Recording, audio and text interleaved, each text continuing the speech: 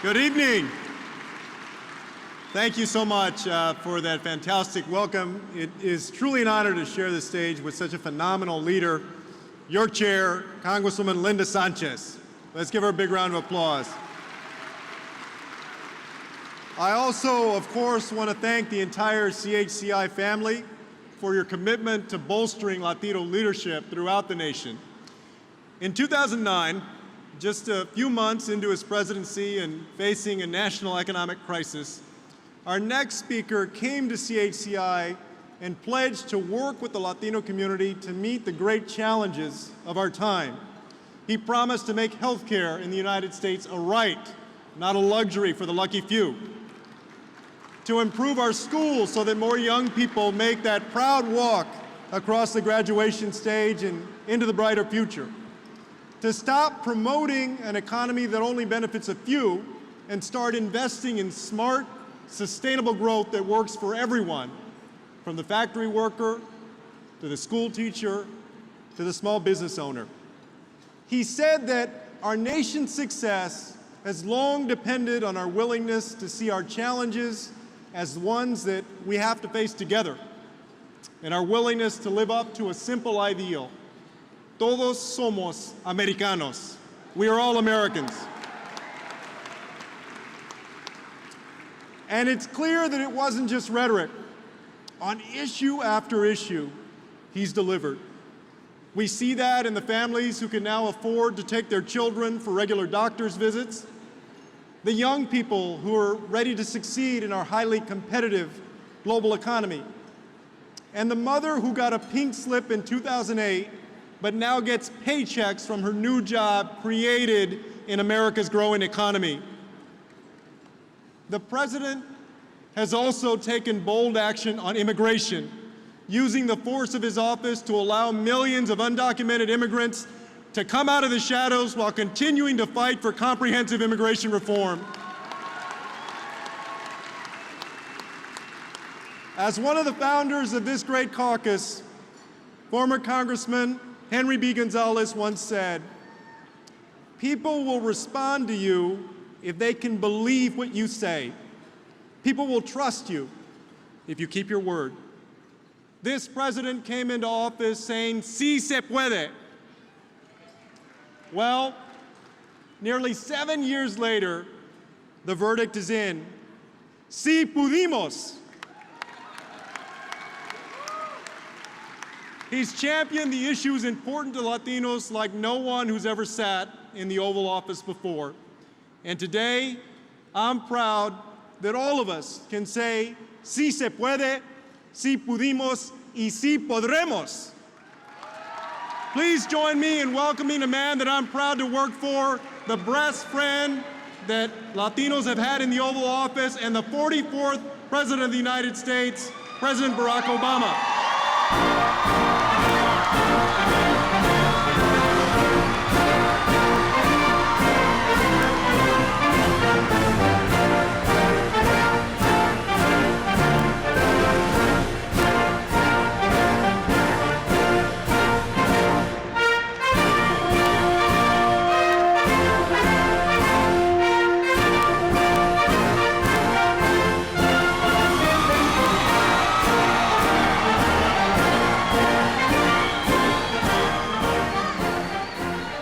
I love you back.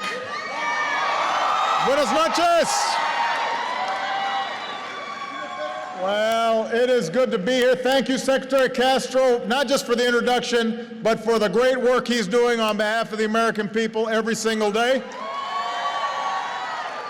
Thank you to your chair, Linda Sanchez, for her outstanding leadership in the Congress. Thank you to all of you for having me here tonight.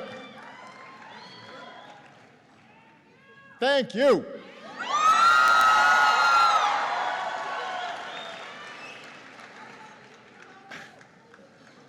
I'd like to begin my remarks with a story. I love you too, but I got to tell you this story here. So on an evening about 75 years ago, in the Boyle Heights neighborhood of Los Angeles, a young man proposed to the woman of his dreams. Any of us who've done that, and I have, know at that moment he was feeling pretty nervous.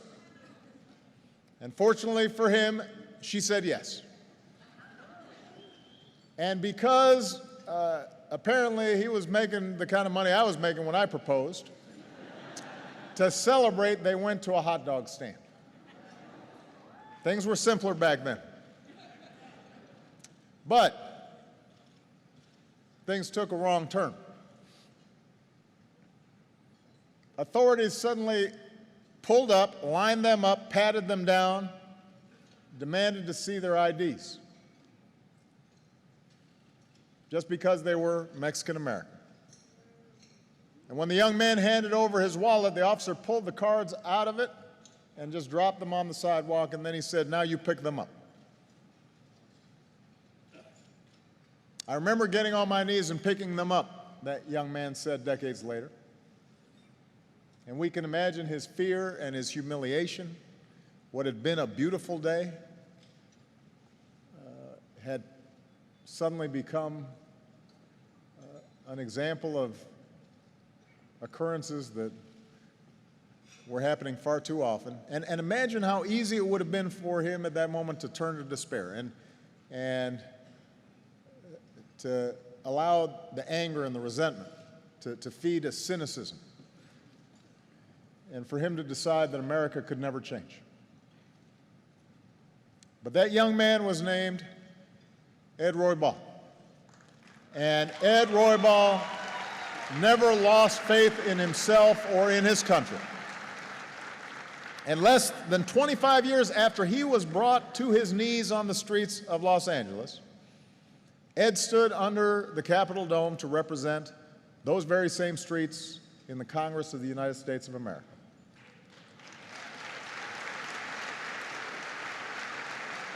He dedicated his life to the idea that America can change, that our union can become more perfect. And today his legacy lives on, not only in the legislation he passed and the improvements he made in his district, but also in his daughter, Lucille, who's here tonight.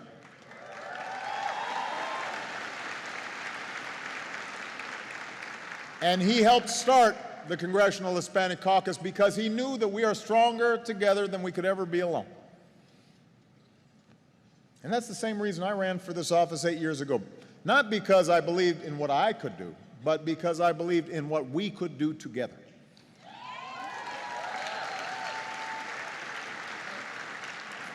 The financial crisis hadn't even hit yet, and we came to understand it was going to make our job a lot harder.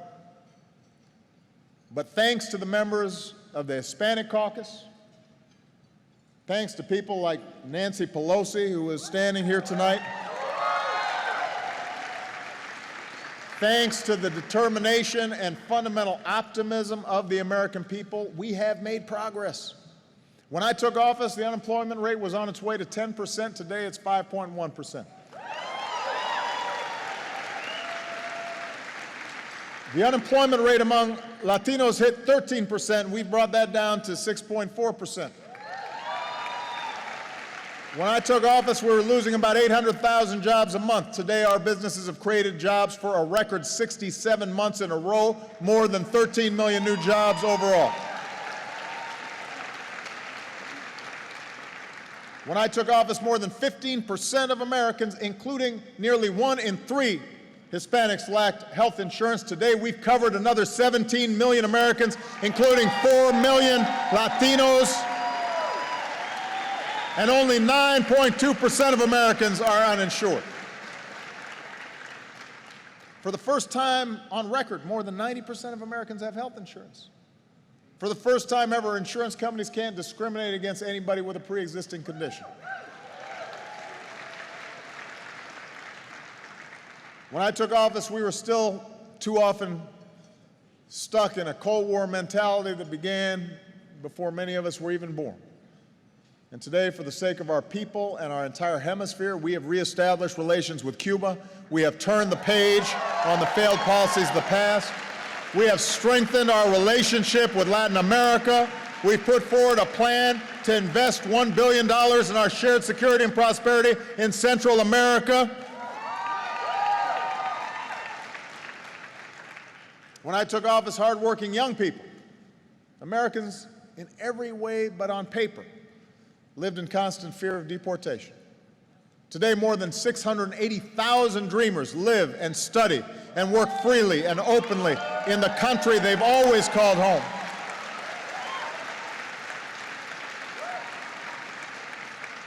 We've got smarter enforcement priorities because it makes no sense to focus on separating families when we can be going after felons instead. We're taking new steps to reach out to folks who are eligible to become citizens and attract immigrant entrepreneurs and educate STEM students. We're going to help more husbands and wives of American citizens get their green cards without separating them from their families. And the deferred action policies I announced last year will help millions of mothers and fathers remain in the United States of America with their families. And although it is taking us longer than we hoped, I know we're on the right side of the law, and we are going to keep fighting to prove it.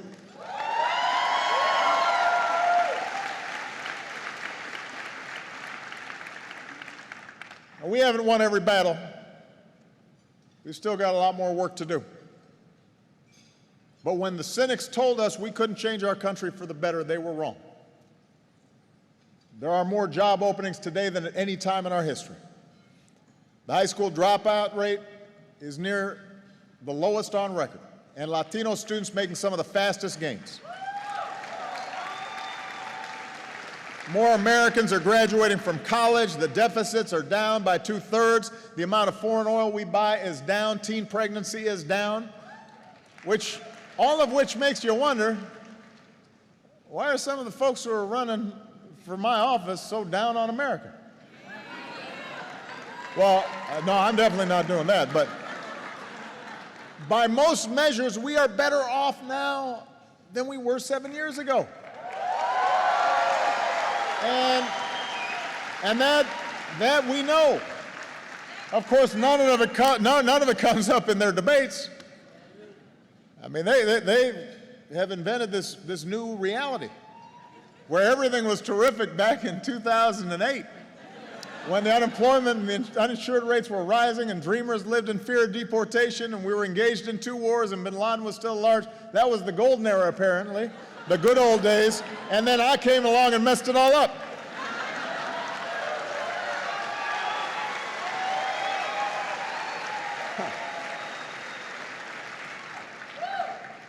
And now when you listen to them, you still don't know what they're for, except turning back the clock on the work that we've done together. Repealing Obamacare, gutting Wall Street reform, allowing power plants to pollute the air our children breathe. And there's nowhere where they want to go further backwards than on immigration.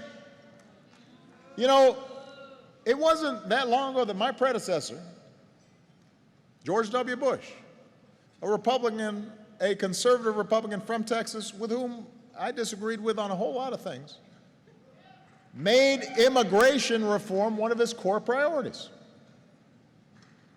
We cannot build a unified country, he said, by inciting people to anger or playing on anyone's fears or exploiting the issue of immigration for political gain. That's what he said. Think how much better our economy would be if the rest of his party got the message.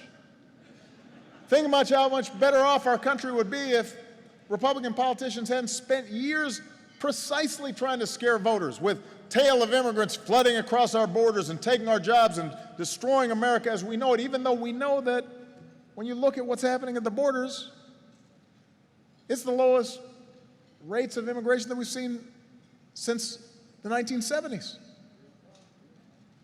A clear majority of Americans, including a lot of Republican voters, support reform. That's one of the reasons we got a bipartisan bill through the Senate in 2013. But now, some of the very same Republican politicians who championed reform in the past, some of whom sponsored these efforts, suddenly they want nothing to do with it.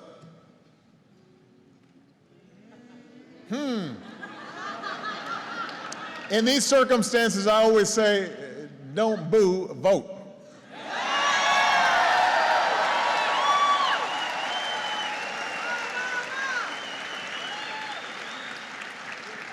Yeah, they can't hear the boos, but they can hear your vote. But the point is, that's not leadership. Turning against what's right the moment the politics of your base gets tough.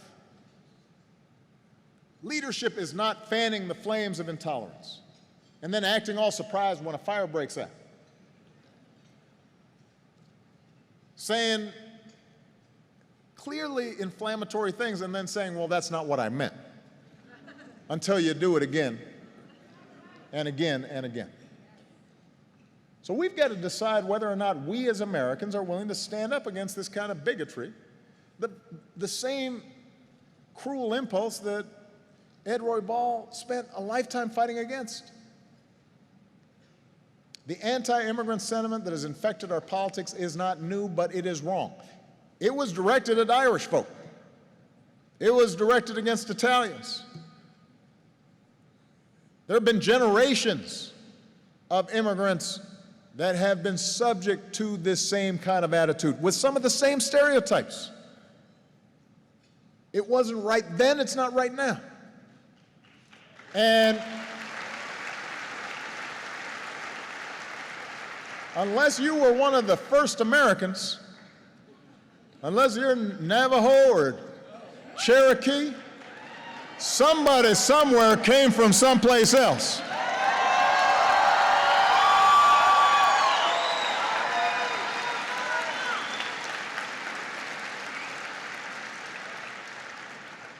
I believe we need an immigration system that is fair and orderly and lawful. I believe that people who come here illegally should have to pay a fine and pay their fair share of taxes and get registered and get right with the law and go to the back of the line before they earn citizenship. But when I hear folks talking as if somehow those kids are different from my kids, as if they're less worthy in the eyes of God, that somehow their families are less worthy of our respect and consideration and care, as if somehow back in the day everybody had their papers in order when they came here, but now suddenly nobody has their papers in order.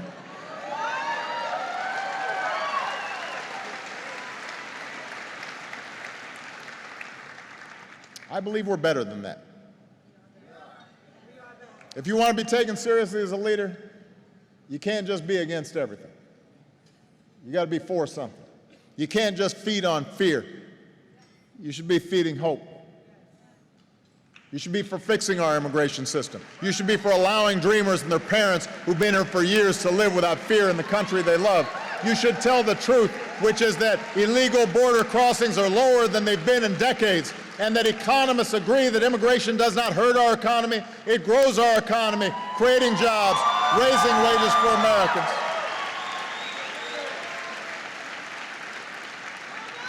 You don't hear those facts very often, but those are facts. And you've got to recognize that America's greatness does not come from building walls. Our greatness comes from building opportunity. Our greatness comes from building an economy that works for everybody. Our greatness comes from a dream that says, in this country, if you work hard, you can build a better life for your family. No matter where you come from, no matter what you look like, no matter what your last name is. That's what makes America great. So I'm going to spend every day that I have left in this office fighting to restore that dream so that everyone who works hard can get ahead. And yes, that includes immigration reform. But that's not all that we've got to do. We've got to keep creating good jobs. We've got to make sure every family feels our country's recovery in their own lives, and that includes the families in Puerto Rico. We've got to make 2 years of college as free and universal as high school is today. We've got to stop spending billions of taxpayer dollars keeping nonviolent drug offenders behind bars and give them a chance to get right and back on the right track. We've got to make sure that every child gets a world-class education from an earliest age, that every person who's still uninsured gets covered, that every school and every street is safe from the madness of gun violence.